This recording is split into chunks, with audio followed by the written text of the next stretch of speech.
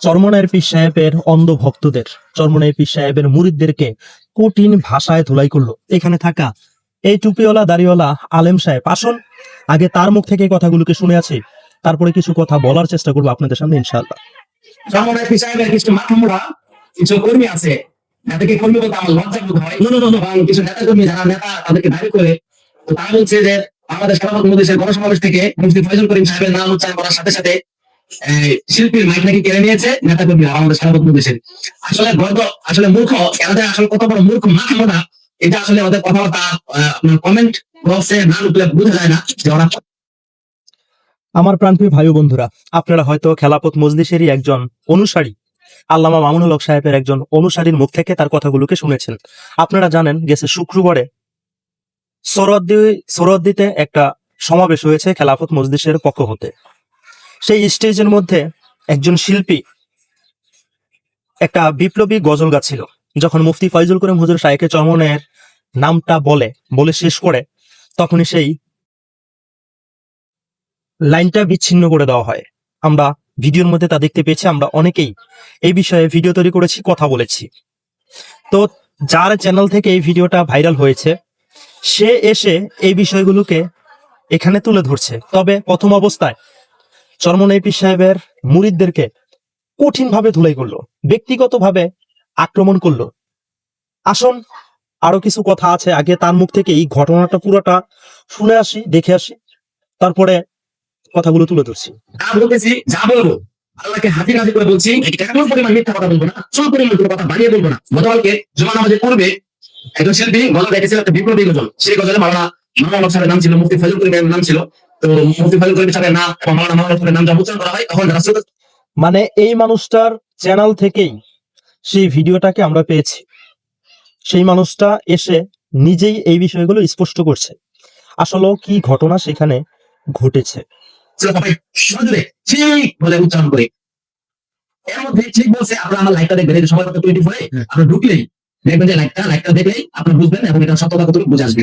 মাইকটা ঠিক কিন্তু বলে ফেলছে, এর পরবর্তীতে আবার বলবে এরকম সময় মাইকে গ্যাদার করতেছিল, তো মাইক ঠিক করার জন্য একজন আসতেছিল এবং কিছু মিডিয়া লোক আসতেছিল, তাদের মাইকও ওখানে ছিল, যে মাইক ঠিক হচ্ছে বা তাদের মাইক ঠিকঠাক করতেছিল। এরকম একটা সময়ের মধ্যে গজলটা দেওয়া হচ্ছিল, এখনো প্রোগ্রাম শুরু হয় নাই।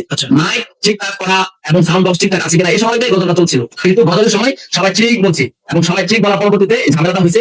আমার লাইভটা দেখলে বুঝবে যে লাইভের মধ্যেও একদম নেট না থাকার কারণে একদম কেটে আসতেছিল।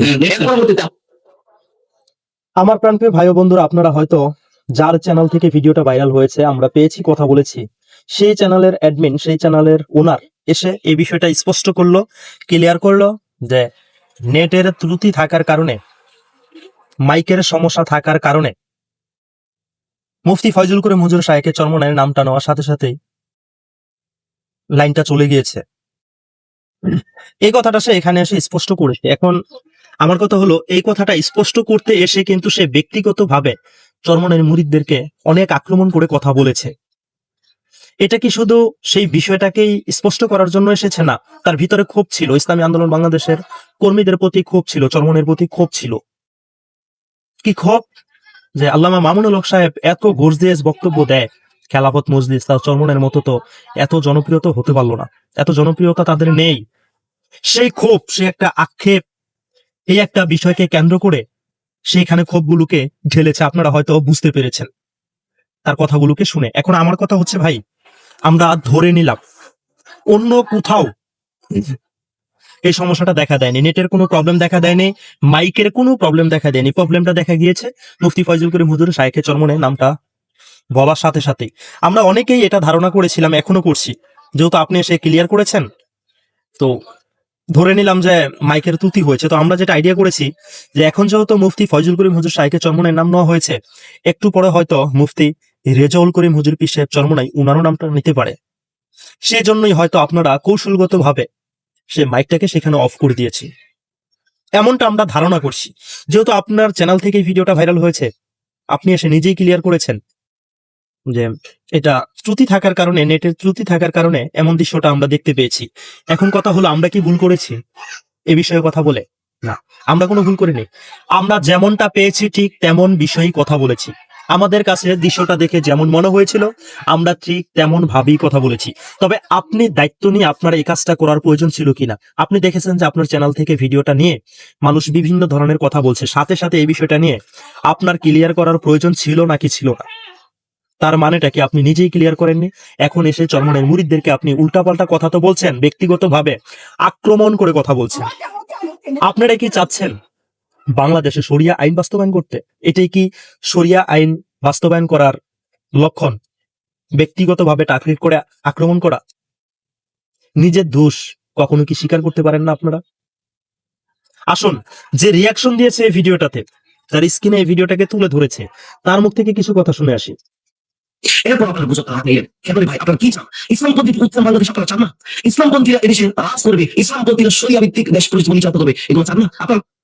একবার চিন্তা ভাবনা করে দেখেন, আমরা চাই না বাংলাদেশে শরিয়া আইন বাস্তবায়ন হোক, মানে তার কথা অনুযায়ী এটাই বোঝা যাইতেছে ইসলামের উত্থান হোক, ওলামাই কেরামের উত্থান হোক, এটা আমরা চাই না। কি লেগে চাই না? আমরা ওই যে ভিডিওটা নিয়ে কথা কইছি, মুফতি ফয়জুল করিম হুজুর শাইখে চরমনের নাম নেওয়ার সাথে সাথে মাইকটাকে কৌশল করে বন্ধ করে দিয়েছে। ওই যে কথাটা আমরা ধরেছি, এই জন্য আমরা চাই না। কিন্তু এরা চায় বাংলাদেশে শরিয়া আইন বাস্তবায়ন করতে। ওই যে বাইতুল মুকাররমের গেটের সামনে মেয়ে মানুষগুলোর সামনে রেখে মেয়ে মানুষের দিকে জিব্বা বাই করে চায় থাকবে ডেক ডেকে, এরা শরিয়া আইন বাস্তবায়ন করতে চায়। মেয়ে মানুষের সামনে দিয়া মিছিল করবো, নারায় তাকবীর দিব, মেয়ে মানুষের দিকে চায়া থাকবো পিছন দিয়া, এরা শরিয়া আইন বাস্তবায়ন করতে চায়। আর স্টেজের মধ্যে আল্লামা মুফতি ফয়জুল করিম হুজুর শাইখে চরমনের নামটা নেওয়ার কারণে তখন বুঝলাম নেটের ত্রুটি হয়েছে, সেই কারণে আমরা দৃশ্যটা দেখতে পারিনি। যতটুকু দৃশ্য দেখতে পারছি ওই বিষয়টা নিয়ে আমরা ব্যক্তিগতভাবে নিজেদের মতামত পেশ করছি। ওই পেশটা করাতে এখন আমরা ইসলামের শত্রু হয়ে গেছি, শরিয়া আইন আমরা চাইতেছি না, এটি আমরা বুঝে দিয়েছেন। আর আপনারা শরিয়া আইন চাইতেছেন, মেয়ে মানুষের দিকে ডেক ডেকে চায়া থাকেন একটা দলের আমির হইয়া, আর আপনারা চাইতেছেন রাষ্ট্রের মধ্যে শরিয়া আইন, আর আমরা চাইতেছি না। জীবনে আমাদের আমির একটা মেয়ে মানুষের সাথে টকশো করলো না, মেয়ে মানুষের সামনে বসলো না, মেয়ে মানুষের সাথে কখনো কথা বলছে না। আল্লাহ পাক রব্বুল আলামিনের ফরজ বিধানকে বাদ দিয়ে আমরাই চাচ্ছি না বাংলাদেশে ইসলাম প্রতিষ্ঠা হোক, শরিয়া আইন চলুক। আপনারাই চাচ্ছেন। আমি এটাই শুরু করতে যে জামাত ইসলামের সাথে জামাত ইসলামের সাথে লজ্জা লাগে না ভাই? তোদের লজ্জা লাগে না? আমি বলতে চাই জামাত ইসলামের সাথে আগে ঐক্যটা হয়েছে না। একবার চিন্তা ভাবনা করে দেন, কতটা ব্যক্তিগতভাবে আক্রমণ করতেছ। লজ্জা লাগে না তগর? মানে তুই তাই করে কথা বলতেছ।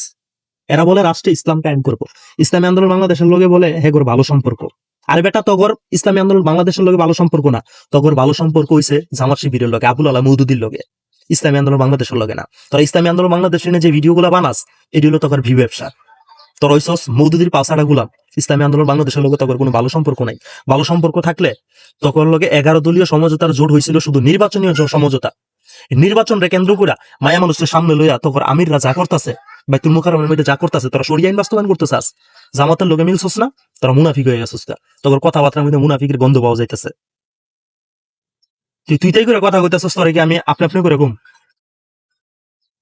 আর তুই ব্যক্তিগতভাবে কতগুলো আক্রমণ করছস। আমরা যা পাইছি, যে দৃশ্যটা যেভাবে দেখছি ওইভাবেই তো কথা হইছি। তোরা শরিয়া আইন বাস্তবায়ন করতেছিস এইভাবে, এটা শরিয়া আইন কয়? বেরি মানুষের দিকে আকুরে চায় এত জিব্বা বাই করে তোরা শরিয়া আইন বাস্তবায়ন করবি আস্তে আস্তে।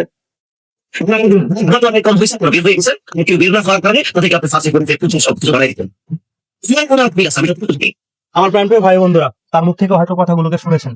ইসলামী আন্দোলন বাংলাদেশের ভাগ বটোয়ারা করার সময় আসন কম পাইছে, এই জন্য 11 দলীয় সমঝোতা থেকে জোট থেকে বার হয়ে গেছে, বার হইয়া যায় এরা এই ফতুয়া গুলো দিতেছে। আচ্ছা, আপনার বুকে হাত দিয়ে মাথার মধ্যে হাত দিয়ে কথাটা আপনারা কইতে পারবেন, যতদিন ইসলামী আন্দোলন বাংলাদেশে 11 দলীয় সমঝোতার জোটের মধ্যে ছিল, ততদিন পর্যন্ত মেয়ে মানুষ কোনো কর্মী দেখছেন? কইতে পারবেন? ইসলামী আন্দোলন বাংলাদেশের আমি নায়েব আমির যখন স্টেজের মধ্যে ছিল, তখন নির্মেল ছিল। রেলের সময়, মিছিলের সময় কোনো মেয়ে মানুষ ছিল? তখন কি তারা এই কথা কইছিল শরিয়া আইন চাই না, আস্তে আস্তে বাস্তবায়ন করার কথা কইছিল? এই কথাটা কোয়ার পরে ইসলামী আন্দোলন বাংলাদেশ থেকে বাড়িয়েছে। আরেকটা কথা কি, এই মানে এত বড় মাথার মধ্যে আপনি ঢুকে না? এনসিপি সবার লাস্টে এলো, তাদের লোকে সিটে মিল্লা গেল, আসনে মিল্লা গেল, এবার কতগুলো আসন দিব, সিট দিব, মিল্লা গেল।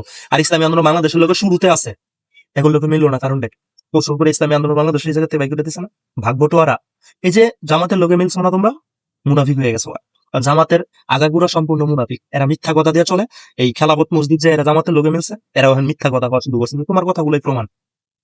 কি কারণে ইসলামী আন্দোলন বাংলাদেশ ওই জায়গা থেকে বাড়িয়েছে তুমি জানো না?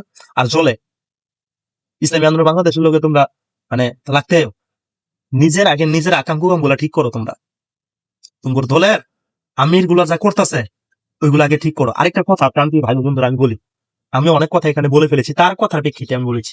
আমি ব্যক্তিগতভাবে কোনো কথা এখানে বলতাম না। জামা শিবিরের সাথে মিলেছে না? জামা শিবির তো মনে করেন যে যাই করে ওইটাই মনে করেন যে কুরআন হাদিসে দলিল হয়ে যায়। এখন খেলাফত মজলিসও যা করবো ওইটাও কুরআন হাদিসে দলিল হবে। আপনারা দেখছেন এই সমস্ত মোল্লাগুলারে, এই যে আমি একটা কথা কই, মাথার মধ্যে টুপি দিলে, মাদ্রাসায় পড়লে, হাফেজ হইলে আর মাওলানা মুফতি হইলে কিন্তু সে শরীয়তের মাপকাঠি হয় না, সে ইসলামের মাপকাঠি হয় না। বিশাল বড় আলম হওয়ার পরও সে গুমরা হইতে পারে। গুমরা হইতে পারে না, অবশ্যই গুমরা হইতে পারে, কারণ হেদায়েত হচ্ছে আল্লাহর হাতে, হেদায়েত সবার ভিতরে থাকে না। যেমন আমি মানুষটা এক সময় জামাত ইসলাম সেই সংগঠনের মধ্যে আসলাম, ইসলামী সংগঠনের মধ্যে আসলাম না, ওলামায়ে কেরামের দাওয়াত শুই না, তাদের দাওয়াত পাইয়া বুঝছে অন্তত যে ব্যক্তিগত ভাবে পরিপূর্ণ আমল না করতে পারি, কিন্তু ইসলামী সংগঠন গুলো ওইরকম ভালো আমি হয়তো আমল করতে পারি না, কিন্তু অন্য অন্য সংগঠন থেকে বাংলাদেশে যে ইসলামী সংগঠনগুলো আছে এগো থেকে কিন্তু ইসলামী আন্দোলন বাংলাদেশ আমলের দিক দিয়ে কোনো দিকে কম নাই, ধর্মীয় চেতনার দিকে কোন দিক থেকে কম নাই। হয়তো রাজনৈতিক ভাবে এরা দুর্বল, কারণ এরা যা যা করে, এই যে বিভিন্ন সামনে নিয়ে মিটিং মিছিল করতে পারে, বা যায় মানে এটা করতে পারে, তারপর ওই যে 500 কইলাম না ওইগুলা কথা, ওইগুলা করতে পারে, তো এর লেগে মনে করেন যে হ্যাঁ ইয়া বেশি বর্তমান। এখন আমার কথা হইলো জামা শিবির যাই করে এটা দলিল বাড়িয়ে যায় না। তো এখন দেখেন যে এ, খেলাবোধ মজলিসও যা করবো ওটাও দলিল হয়ে যাবে, কোরআন হাদিসে দলিল থাকবো, কোরআন হাদিসে দলিল থাকবে। আর ওই যে 11 দলিল সমঝোতার জোটের মধ্যে জোট বাঁধছিল শুধু একটা কথার উপরে ভিত্তি করে, দেশ ও মানবতা ইসলামের সাথে, আমরা ইসলামকে ক্ষমতায় দেখতে চাই।